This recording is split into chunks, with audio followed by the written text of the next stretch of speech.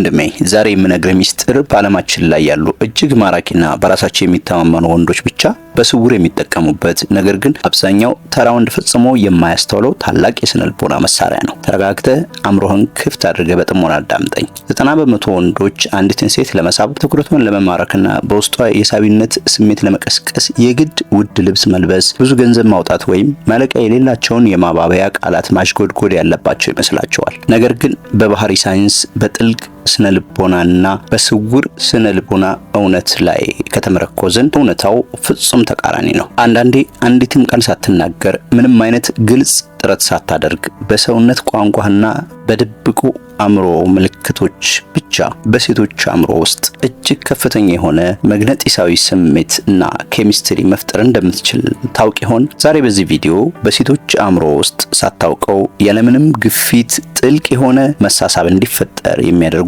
5 ስውር የሳይኮሎጂ ምልክቶችን በዝርዝርና በሳይንሳዊ ማስረጃዎች አስደግፌ አሳያለሁ። እነዚህ ዘዴዎች እሷን ለመጉዳት ወይም ለማጭበርበር ሳይሆን ያንተን እውነተኛ የወንድነት ማራኪነት ሳትናገር በዝምታ እንድታሳይ የሚያደርጉ ድንቅ ብልሃቶች ናቸው። በተለይ ቁጥር 4 ላይ የምናየው ሚስጥር አብዛኛው ሰው እንደ ትልቅ ድክመት ወይም ስህተት የሚቆጥረው ነገር ግን በጥናቶች መሰረት በሴቶች ዘንድ እጅግ ማራኪና ልዩ የሚያደርግህ እጅግ አስገራሚ ሳይንሳዊ ዘዴ ነው። ይህንን ሚስጥር ስታውቅ በሰዎች መካከል የምታደርገው እንቅስቃሴ ሙሉ በሙሉ ይቀየራል። እስከ ቪዲዮ መጨረሻ ድረስ አብረን ቆይ። አሁን ቪዲዮን ላይክ በማድረግ የወንድነት ንቃትን አሳይ። በዚህ ቻናልም አዲስ ከሆንክ ሰብስክራይብ በማድረግ ይህንን ታላቅ ማህበረሰብ ተቀላቀል። አሁን ወደ መጀመሪያው ክፍል እንግባ። ይህ የመጀመሪያው ጥልቅ ክፍል ሳትናገር ሰዎችን የምትማርክበት ትልቁ ስውር መሳሪያ የማይክሮ ፈገግታና የአይን ትኩረት ጥምረት ይባላል። በማህበራዊ ስነ ልቦናና በኒውሮ ሳይንስ ጥናቶች መሰረት የሰው ልጅ አይን ላይን ተገጣጥሞ ለጥቂት ሰከንዶች ሲቆይና ያ አቀራረብ በስውር ፈገግታ ሲታገዝ በአንጎል ውስጥ ኦክሲቶሲን የተባለውን የደህንነትና የቅርበት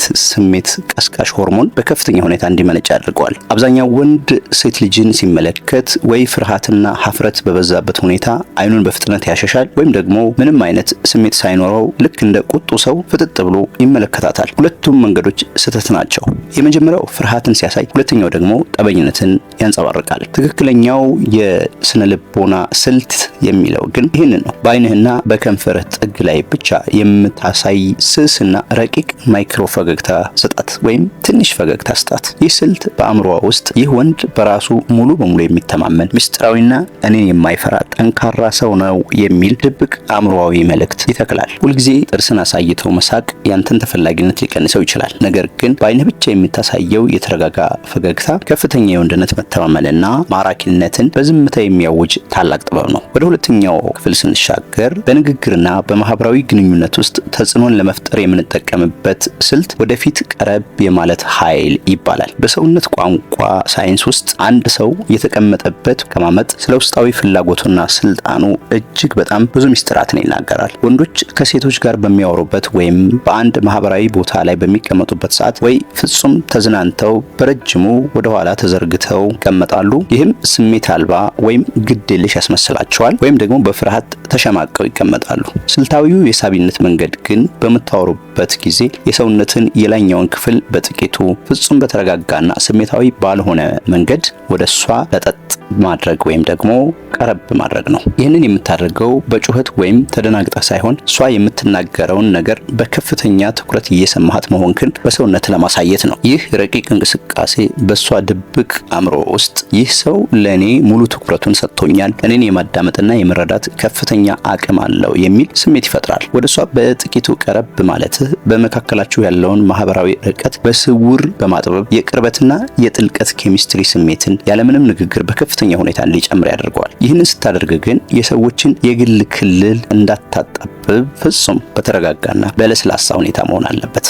ወደ ሶስተኛው ክፍል ስንሄድ በሰው ልጅ ስነ ልቦና ውስጥ በጣም ከሚታወቁና ኃይለኛ ከሆኑ የቁጥጥርና የመግባቢያ ስልቶች መካከል አንዱን እናገኛለን። እሱም ሚረሪንግ ወይም ደግሞ ተመሳሳይ እንቅስቃሴን በስውር መከተል ይባላል። በሳይኮሎጂ ጥናቶች መሰረት የሰው ልጅ አእምሮ ሁልጊዜም ከሱ ጋር ተመሳሳይ ባህሪ፣ እንቅስቃሴና አረማመድ ያላቸውን ሰዎች እንደ ራሱ ወገን አድርጎ የመቀበልና የመውደድ ተፈጥሯዊ ዝንባሌ አለው። ይህንን ዘዴ በግንኙነት ውስጥ ስትጠቀም እሷ የምታደርገውን እያንዳንዱን እንቅስቃሴ ልክ እንደ ሮቦት ወይም እንደ መስታወት ወዲያውኑ መኮረጅ ማለት አይደለም። ምክንያቱም ይህንን ካደረግ የምታፊዝባት ወይም የምታሾፍባት ይመስላታል።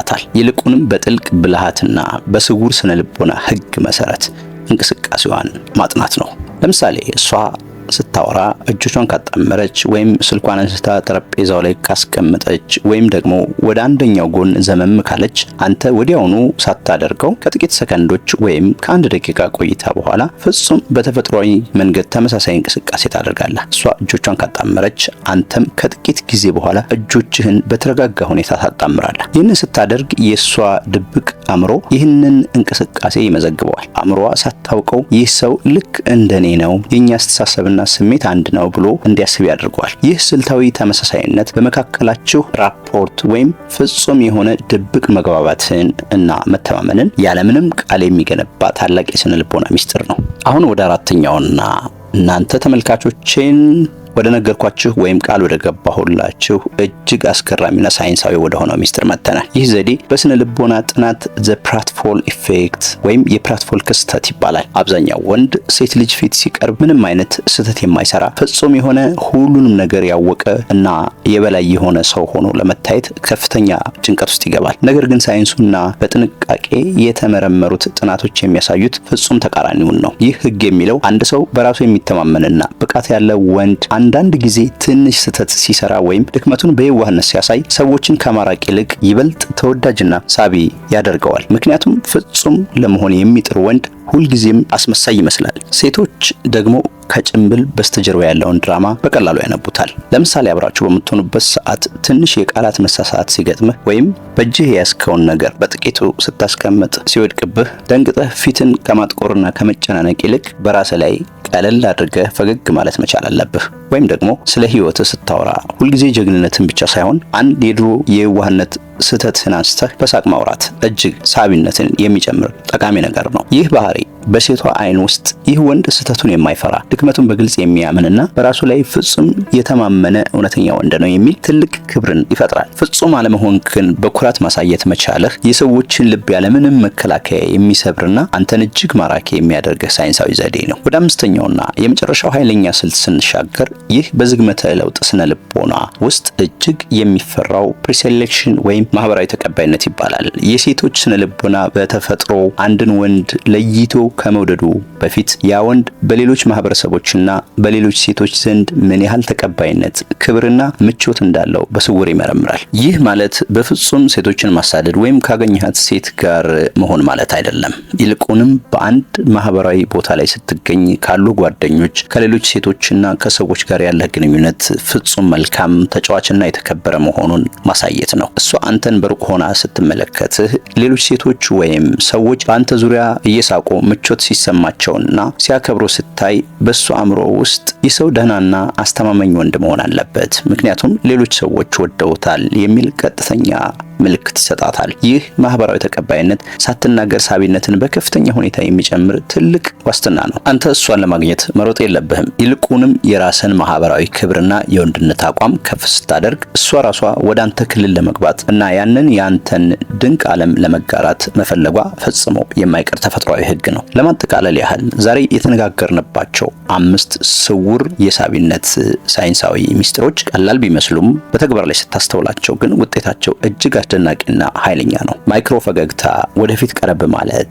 እንቅስቃሴን መከተል፣ ፍጹም አለመሆንን በኩራት ማሳየትና ማህበራዊ ተቀባይነትን መገንባት፣ እነዚህ ሁሉ ያንተን የወንድነት ዋጋ በዝምታ የሚያውጁ ታላላቅ መሳሪያዎች ናቸው። እነዚህን ስልቶች ስትጠቀም ዋና ዓላማ ሰዎችን መጉዳት ሳይሆን ያንተን እውነተኛ በራስ መተማመን በበሰለ መንገድ መግለጽ ነው። ከነዚህ ከጠቀስናቸው 5 ሳይንሳዊ ዘዴዎች ውስጥ በአሁኑ ሰዓት በአንተ ህይወት ላይ መጀመሪያ ለመሞከር የወሰንከው የትኛውን ነው? ወይስ ከዚህ በፊት ተጠቅመው ያገኘው አስደናቂ ታሪክ አለ? ታሪክንና ያለህን አስተያየት ከታች ባለው ኮሜንት ላይ በግልጽ አስቀምጥልኝ። እያንዳንዱን አነበዋለሁ፣ እንወያይበታለን። ይህ ቪዲዮ ጠቃሚ እውቀትን ከለገሰህ ላይክ ማድረጉን ፈጽሞ እንዳትረሳ። በቀጣይ ደግሞ ስለ ሴቶች ስውር የሰውነት ቋንቋ ምልክቶች በጥልቀት እንድሰራ ከፈለጋችሁ ሁላችሁም ኮሜንት ላይ ስራለን ብላችሁ ጻፉልኝ። ለዚህ ቻናል አዲስ ከሆንክ አሁኑኑ ሰብስክራይብ በማድረግ የዚህ ታላቅ ቤተሰብ አባል ሁን። በሌላ በጥልቅ የስነ ልቦና ቪዲዮ እስክንገናኝ ድረስ የወንድነት ጥንካሬህ፣ ብልሃትህና ንቃትህ ፈጽሞ እንዳይጠፋ በሚቀጥለው ቪዲዮ እስከምንገናኝ ድረስ ሰላም።